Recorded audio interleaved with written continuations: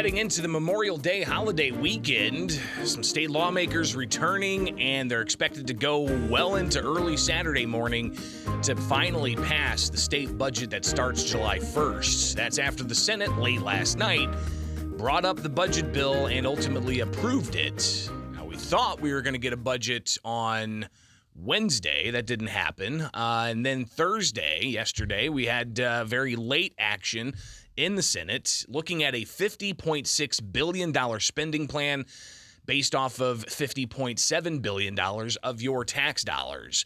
Welcome in Springfield's Morning News. I'm Greg Bishop on 92.7 WMAY, Springfield's News and Talk, and a lot of debate about how priorities are laid out in the state budget.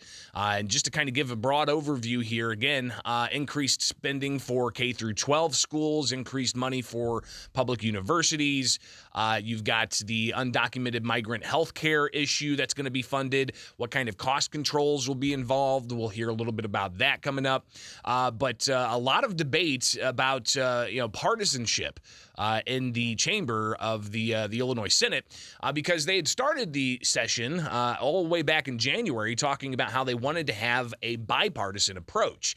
But it turned out that the budget ultimately produced, despite Republicans in the Senate being at the table through some of the negotiations, they still did not get some of the priorities they wanted included in the budget. Again, $50.6 billion based off of $50.7 billion in spending and rather taxes. So, a little bit about $100 million of wiggle room there.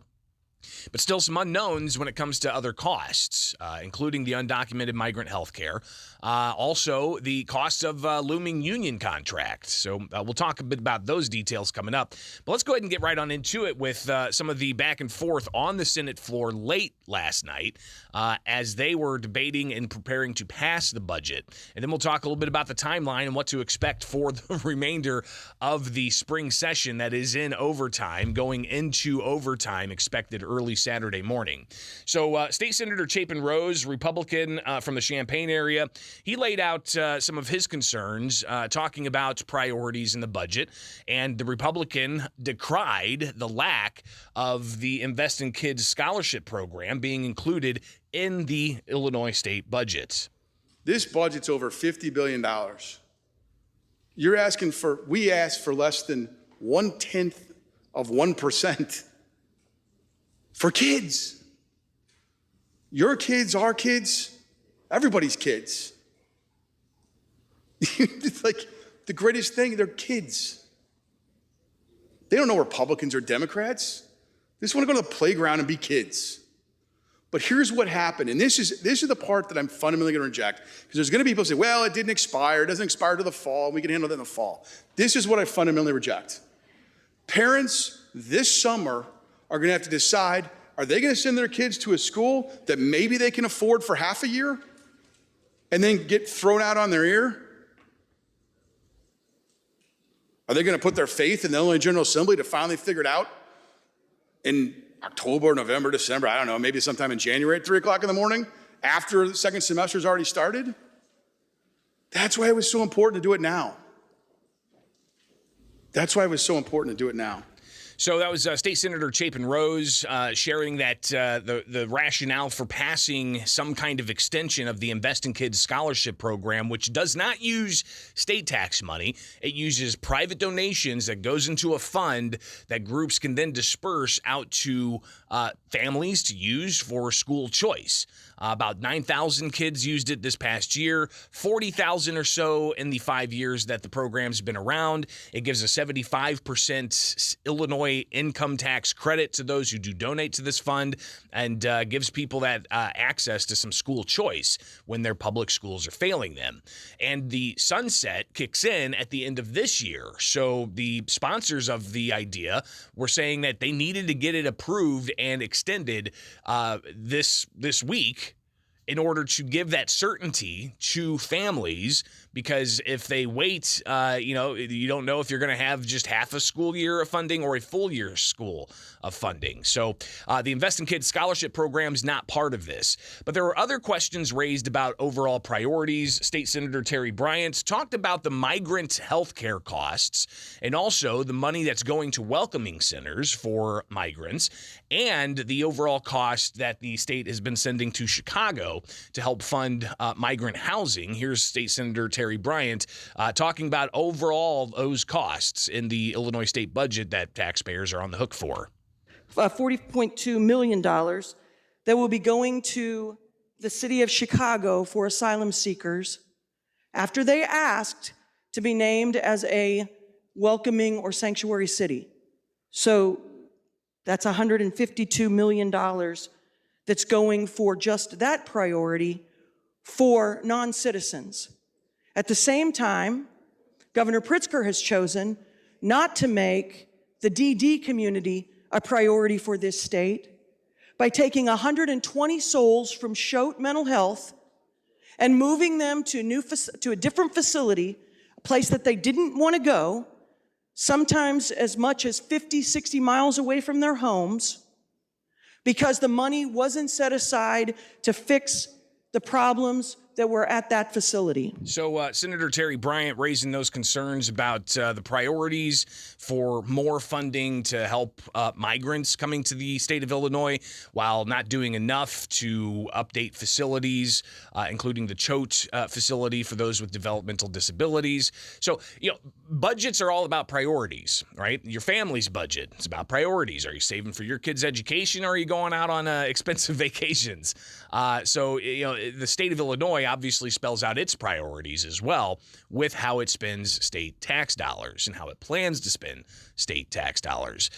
State Senator Don DeWitt, he talked about Republican priorities that they wanted to include, and that includes changes to the estate tax, the inheritance tax. He says that essentially you got family farmers that are having to sell land when the patriarch dies, and when they die, they hand over property to their next of kin.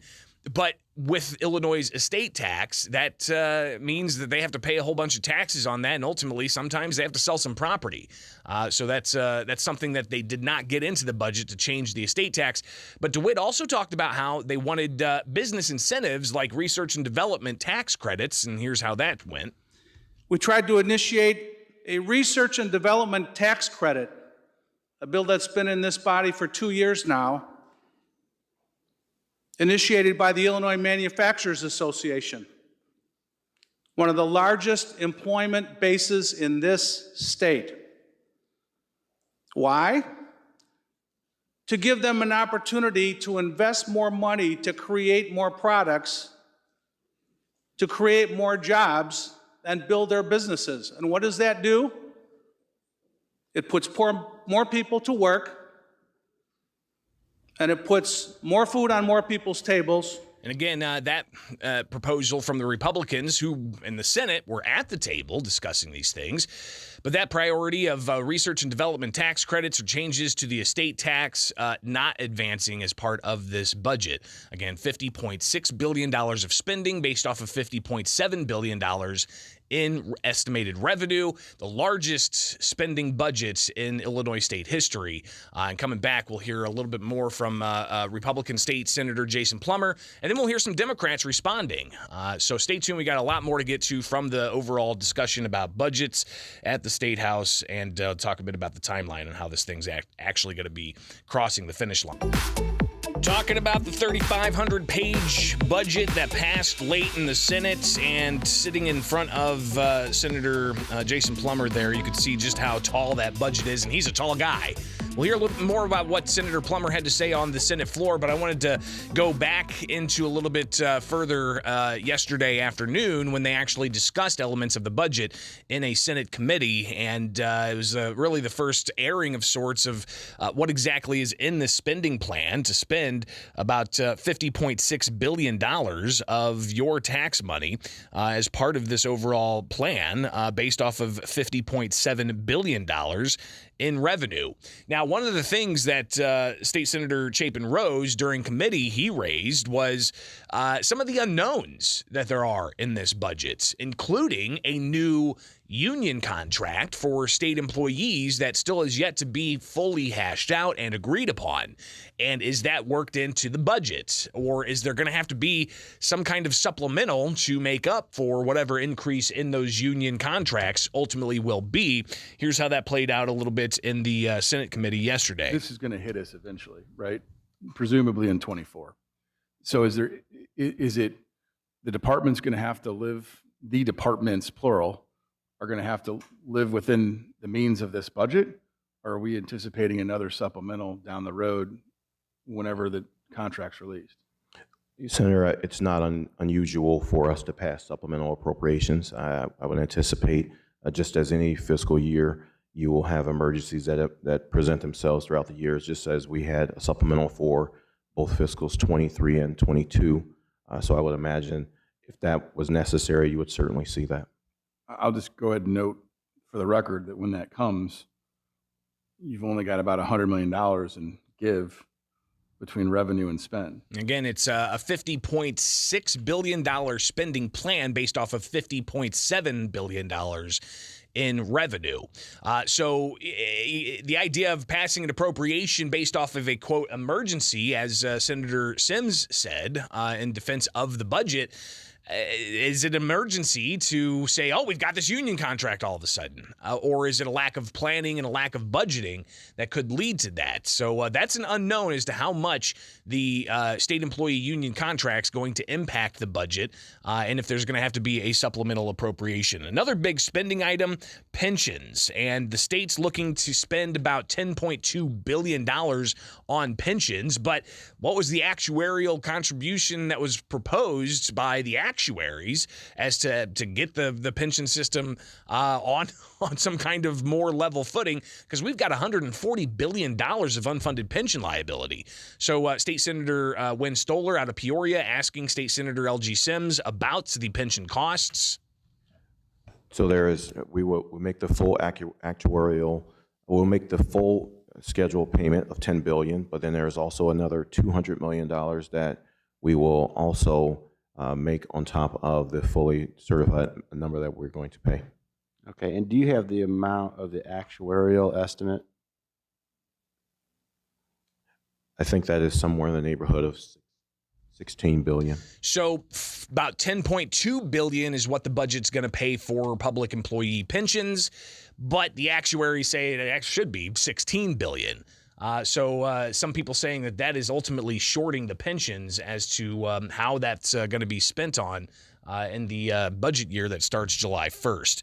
Another issue was the cost of undocumented migrant health care, and some estimates from audits suggested it could be $1.1 billion in this coming fiscal year, and that's a $1.1 billion pinch on that $50.6 billion of proposed spending. So the budget actually spells out only a little over $500 million, and that's because of what Democrats say are going to be some cost control measures that are going to be given to the governor. But even there, still don't know the full scope of that particular line item and how much it's going to cost Illinois taxpayers. Here's the back and forth between Wynn Stoller and L.G. Sims. Senator, I would say to you, at this point, we don't know what the expenditures will be for 24 because the cost containment measures outlined in, again, that subsequent piece of legislation have not been passed and authorized yet. But I think that we will see that you will see the final numbers when those cost containment measures are passed by rule. So it's going to take a rule, and that could take several months for the Joint Commission on Administrative Rules to actually hash those details out. So there's a lot of unknowns still in this budget proposal that did pass the Senate late last night. But it passed the Senate after some very impassioned speeches from Republicans, including, as we heard, State Senator Jason Plummer. He stood up on the Senate floor with the 3,500 pages in front of him and just kind of of shows he's a tall guy, and he laid out his concerns about how the people of Illinois, especially in his district and other downstate districts, feel like they're being slighted. They don't feel like they're being fully represented by the legislature, even though they are paying all of these taxes. Here's Senator Jason Plummer. They don't respect our values. They don't fund our schools. They don't fund our hospitals. They don't fund our roads. We're an afterthought.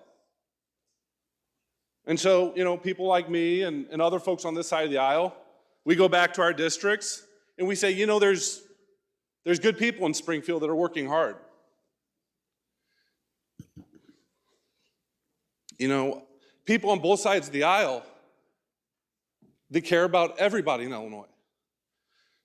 But when you look at this budget, if you're me or you're other Republicans, how do you go back to our districts and tell our people, our constituents, who are Illinoisans just like yours, it's not Republican or Democrat, they're Illinoisans. How do I tell the people that live in my district that you care about them, that the people in Springfield care about them, that their government cares about them, when this budget does nothing but disrespect them?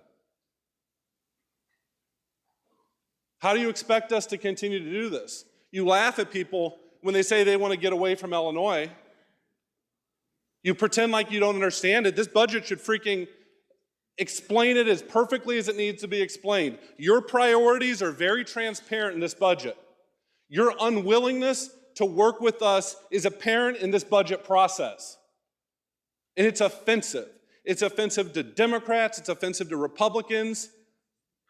People in Chicago or DuPage County or Kane County, all the way down to the Kentucky border, if they watched this process, they would be disgusted. And they should be disgusted. I mean, this is a 3,500-page bill, and the last amendment came out, 45 minutes ago? We finally got the bill, 8:30 or something? You expect us to read this? You expect us to know what's in here? We were here, we participated, and folks on your side of the aisle know that we were here and we participated in good faith. And you still kicked our people in the teeth with this budget. How do you expect us to come back to the table in good faith next time? Is the political ambitions of the governor more important than your constituents and my constituents? Is that what this is about? Because that's what this budget tells us. We get a dog and pony show with a premature, embarrassing press conference yesterday. I don't even know what that was all about. And yet we're stuck with a budget that's not balanced. Everyone in the room knows it's not balanced. Yeah, we're going to read it's not balanced. It's not balanced. We know it's not. We set a new record in spending every year, and we could have fixed some of the real systemic problems that plague the state of Illinois.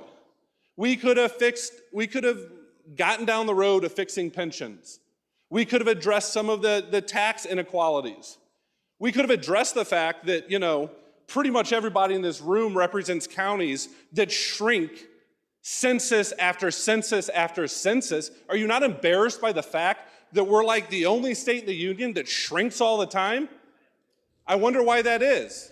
So again, that's Senator Jason Plummer sharing his thoughts about the budget process, saying that the budget is a kick in the teeth for Republicans and their constituents. But during the budget debate, you had LG Sims on the Senate floor. Essentially, you say, listen, Republicans are the party of no. I mean, that's an interesting way to kind of characterize how Sims said that they're going to vote no on this budget. Let's talk facts. An additional $500 million in new spending, which you talk about, this is the largest budget ever. Those dollars don't just go into Republican districts. They don't go into the Democratic districts. They go into all districts. That additional $350 million is going to go into Cairo. It's going, just like it's going to go into Des Plaines. It's going to go into Mount Vernon, just like it goes into Chicago. Or we can talk about product. We are at the table. We sat at the table in good faith, but now we are hearing about non-budget issues after all of the discussions that we had, after all of the conversations that we had, and all the things we focused on to get a good, balanced budget. Now we're talking about, now we can't vote for the budget because we didn't pass BIPA. I looked in Senate Bill 250. I didn't see a BIP or appropriation anywhere. We're talking about the Invest in Kids program. I looked in Senate Bill 250. I didn't see an appropriation for Invest in Kids anywhere. If you don't like the budget here, you don't like the budget there, you don't like the budget near, you don't like the budget far. You won't vote today, you won't vote tomorrow, you're not going to vote anyway. So let's be clear. This budget does reflect our priorities. It reflects our shared priorities to move our state forward. So again, the LG Sims crafting the budget behind the scenes. A lot of praise for Sims from both sides of the aisle for all the work they put together, but ultimately the Republicans decrying the budget as lacking their priorities and only seeming to focus on Democrat priorities. And there was also all of the questions about the funding of migrant health care. State Senator Selena Villanueva later on, when they were talking about a Medicaid omnibus package after they already passed the budget, she addressed the concerns that a lot of the Republicans raised about the cost of subsidizing undocumented migrant health care. That is continuing to try to insinuate that undocumented people deserve any less. You see a lot of things on the news that aren't correct. The $1.1 billion was an estimation. That was not real money. So don't try to pin my communities and say, well, you represent different communities, because guess what? There are immigrants throughout the entire state. And I want to share something, because I think this is really imperative. One of the big issues over the course of this conversation for the past couple of months has been, well, why do they cost so much money? Because the number and the rate of cancer amongst this population is higher, because this is the first time that they've ever had access to health care. So, of course, a lot of passion, but priorities spelled out in the budget, and it was a partisan vote in the Senate. What happens next? Well, the House gets it, and they're coming back tonight at 5 o'clock on a Friday before a holiday weekend. It's expected they'll stay in session, close out right before midnight, open back up into Saturday morning, early after midnight, and then they will pass the budget. We'll see if ultimately that does get done. But they've got until May 31st to pass a budget with simple majorities. Democrats have the supermajority at the State House, so they can pass it even after May 31st. But the budget's supposed to start July 1st. And again, $50.6 billion based off of $50.7 billion in revenue. And looks like this thing could have a bow on it by the time we get back next week. We shall see. But a lot of other things going on at the State House, and we've got plenty more to